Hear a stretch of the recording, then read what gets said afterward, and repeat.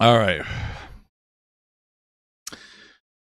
If you've ever guilt tripped her into having sex with you, you're a rapist. That's not entirely true. This is one of those fine line areas where I would consider guilting somebody into sleeping with them as part of rape culture, but I wouldn't necessarily call it like rape. It's one of those things where we need to teach young men to, well, mostly young men. It can be young women too, but we're going to just speak generally. You need to teach young men to create spaces that women feel comfortable saying no and not being persistent when you get a clear no. But as a woman, you also need to stand your ground and like learn to like, you know, be affirming. The problem is that this is such a loaded thing to say that like given it's very easy for everybody to prescribe a particular scenario to it. And this is something that we don't talk about. So me reading this, I might read this and and every time we look at something, we don't realize that we do this. It is manipulation, for sure. But we always throw a scenario into it subtextually. So a lot of the men are probably going to align with me. And this actually becomes one of the problems because a lot of women aren't having their perspectives valued. And so let me give you a for instance. So for instance, I see this situation and my first thought goes to like some kind of a teen sitcom weird thing where a guy's like, come on, Jenny, let's sleep together. And when they're like together in the school cafeteria and she's like, no, Billy, I don't want to do it, right? Some kind of a situation where like, what was her name? Tina? I don't even remember. She could get up and walk away. The problem is a lot of women who look at this scenario and have been here, it's generally a lot more personal because a lot of women have been put in this situation.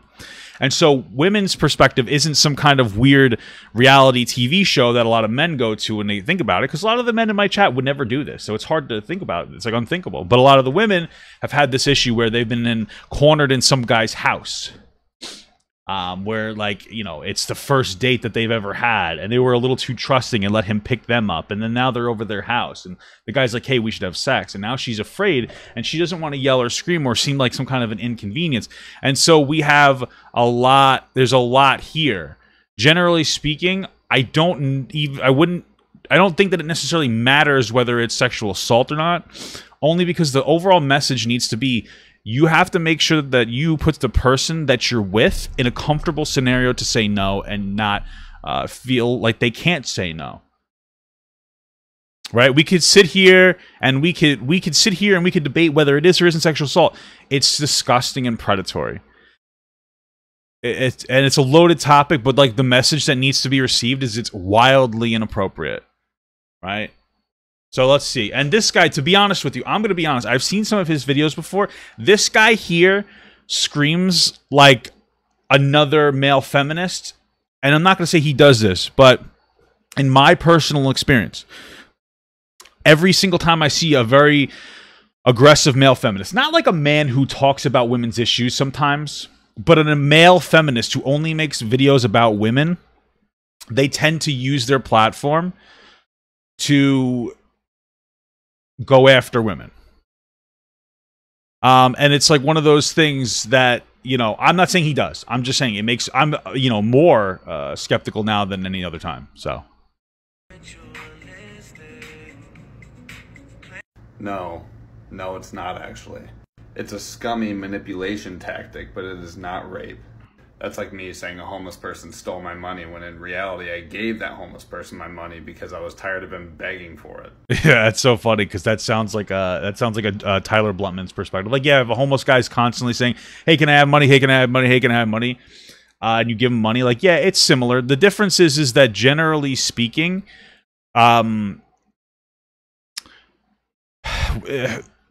power dynamic between somebody who's homeless asking for money to a person who's not, and two people engaging, generally a man versus a woman, is that I, as the person with the money, can walk away from the homeless guy.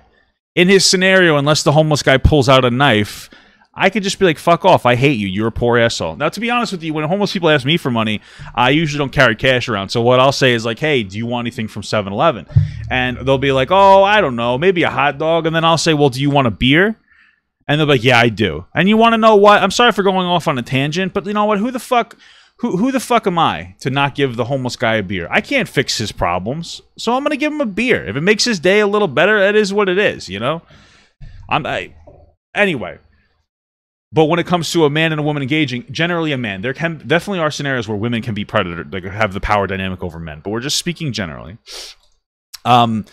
You're the one in power. A lot of times, the woman doesn't feel like she can walk away. So does that mean he stole my money? No, I was guilted into giving him my money. Now, I'm not saying manipulation is an okay thing to do. It's a very scummy thing to do. But you guys need to make sure that you get your definitions correct, because you can get a lot of people in trouble. This is why a lot of young men get falsely accused, because girls will see stupid stuff like this and then they'll just run with it. I'm not sure if that last part's necessarily true. I don't know if we have like an epidemic of young men getting falsely accused because of this guy who gives me Joe Rogan vibes, makes videos like this. What I will say, I think that I like from my perspective for Spooner Dude is like, this isn't the conversation to have on TikTok. Because you're never going to be looked at in, like, the correct way. Like, I understand where you're coming from. I'm not even saying I necessarily disagree with him, but I think that, like, it requires a lot of loading. Like, I did it already. Like, I explained my perspective on it. But TikTok's really not the place for, like, this type of, like, kind of nuanced conversations. It's a place for very dull perspectives and commentary. And I just don't think that, like, this is a conversation I wouldn't have put on TikTok. You know, it's not the engagement that, you know, people really want to have. You can't have a nice conversation about it. So I can understand I see why he's probably getting a lot of hate. I disagree with the hate. I get that it's uncomfortable, but there seem to be a lot of women